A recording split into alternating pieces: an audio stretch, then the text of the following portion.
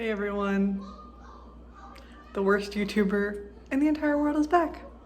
I'm just a terrible YouTuber, I'm not consistent. So thanks for being here, if you've been here through all of my inconsistencies. So I am gonna try and film the intro for the Q&A that I promised like a month ago. It has just been crazy. We are moving to a 3-bedroom, same place, just a 3-bedroom. I just don't think it's gonna work long term with having the baby in our room. I think she's gonna need her own space. And our room is just really crowded with a crib, a bed, a chair. Yeah, and so we're gonna move to a 3-bedroom. It's only like, I wanna say 150 square feet bigger. So it's not like we're moving into a McMansion or anything. So today we're gonna go through that Q&A. I'm gonna kind of film shots of just what we have and maybe probably do a voiceover if I can do that, because the last time I tried to do a voiceover, it ended terribly. Trying to think what else. So we have been purchasing some things. I am trying to not be as extreme with minimalism. I've just learned that I'm unhappy with too much, but I'm also unhappy with too little. Joshua Fields Milburn of The Minimalist always talks about how he's not a monk, he's not an ascetic. He doesn't need them, but he has certain things in his life because it makes his life more comfortable. And so some things that we've been purchasing lately have been like books, like physical books. I have a Kindle, but we've just realized that we like physical books and we want physical books around for our kids. I don't want them reading on an e-reader at a young age. I want them to actually have the experience, the tactile experience of holding a book and turning the pages. And we've also done this thing with my oldest, trying to get her to read, where we have these really small chapter books that my mom bought. And if she reads, every one that she reads, they're like 4 chapters and like 50 pages, I think. Every one that she reads and can tell us what happened in the book, she gets $1.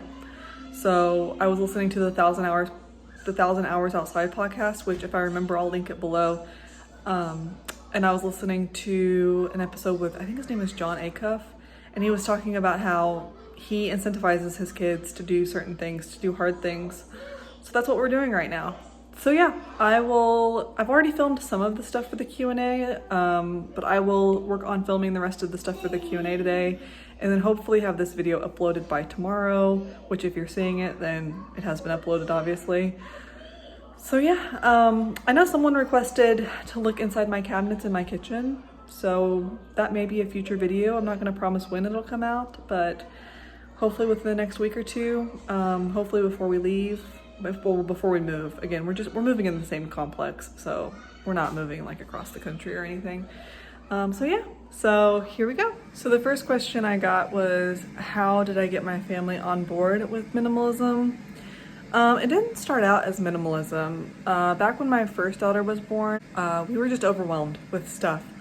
We were under the mindset that we had to keep everything that people gave us, everything that we already had, everything that came into our house, we had to keep.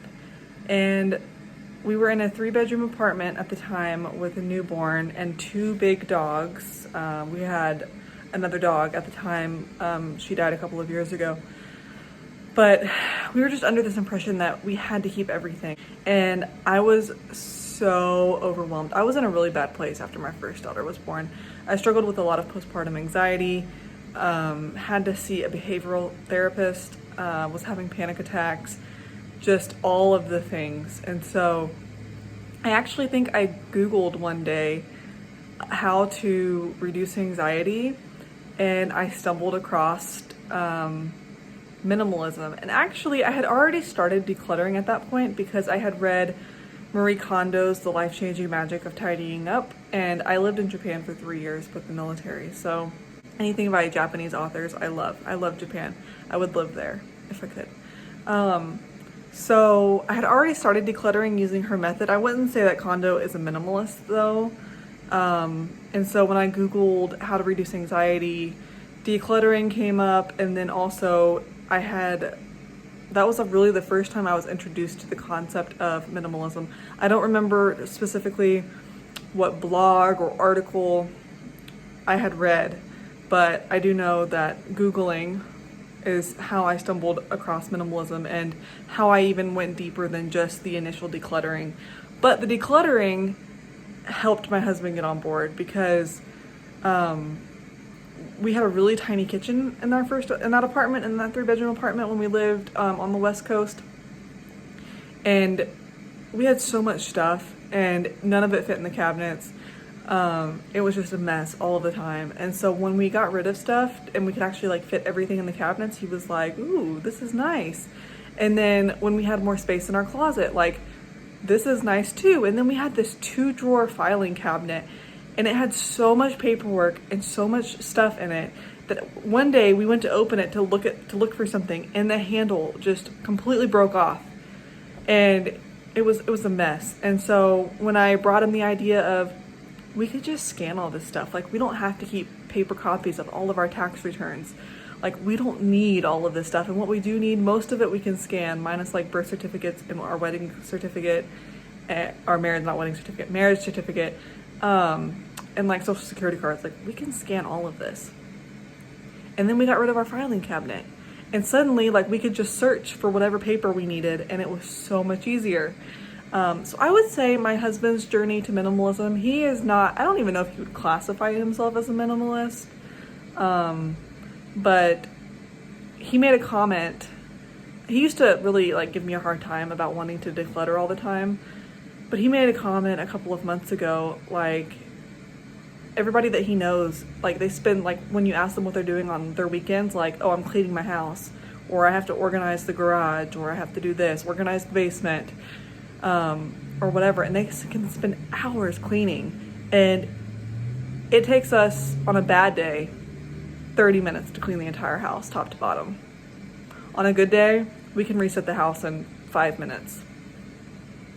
So that's definitely a big benefit. So I think just slowly him seeing the benefits of not even minimalism, just the benefits of not owning as much stuff really brought him along. And then my kids, we started this when my oldest was a baby. And so we do fluctuate with the amount of stuff, but she's really never known having an overabundance, like a whole playroom full of toys or whatever. So that's how we started. So for spices, this is the cabinet right beside our stove. And in this cabinet, we keep things that we use pretty regularly as far as cooking goes. So this does not include baking. Baking I keep in the pantry, which I can show that too. But this is just specifically for the spices question. So I use vanilla actually fairly regularly, especially with being keto. If I make some kind of treat, I use the pure vanilla. Now this is like $6 at Walmart. It's ridiculous. And I dropped it. And you can actually, let's see if I can find it. You can actually get this huge thing, and I mean, you can see the size difference. You can actually get this huge thing. I think it was $11 at Costco, and I mean, just look at the size difference. So, I mean, choose what you will, but I use a lot of vanilla, so we go with the bulk vanilla to save some money. So as far as spices go, we do not buy anything that we do not use regularly. Even if a recipe calls for a specific spice, if we're not going to use it, I leave it out. And we make do with what we have. We had a really bad habit of buying a bunch of spices and then only using them once, and they would go bad, expire, or they would just sit and take up space. So we only buy what we have. We use a lot of chili powder because I make a lot of chili. Curry, we love Indian food, and so we make a lot of curry and rice. I use cauliflower rice, but my husband and daughters will eat regular rice. So curry powder, my husband uses cayenne pepper. I don't use it a whole lot. And then back there is pumpkin pie spice because I make this recipe. It's keto cream cheese pumpkin muffins. My husband uses cayenne pepper. I don't use it a ton.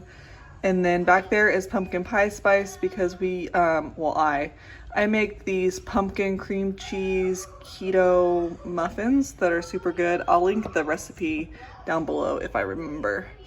So there's those. And then over here, we just have garlic, onion, and cinnamon.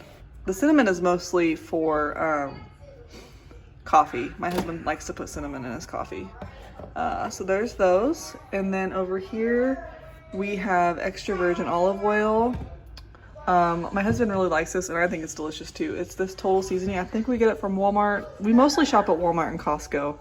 So everything you see here probably came from one of those two places. I think this is from Walmart, but this is delicious. We love this. And this Creole seasoning, we actually don't use that a bunch. That would be one of those ones where we bought it for like one recipe and we just use it for that one recipe. We do make that recipe quite a bit, but we don't use it for anything else. So typically I wouldn't buy seasonings that are just for one thing, just to keep it down. Sriracha, my husband puts sriracha on everything. I do not like spicy foods that much. Salt, again from Costco. And then back there is the vanilla that we buy from Costco. Over here, the little vanilla that there's only a tiny little bit left in this. I'm just using the rest of it up.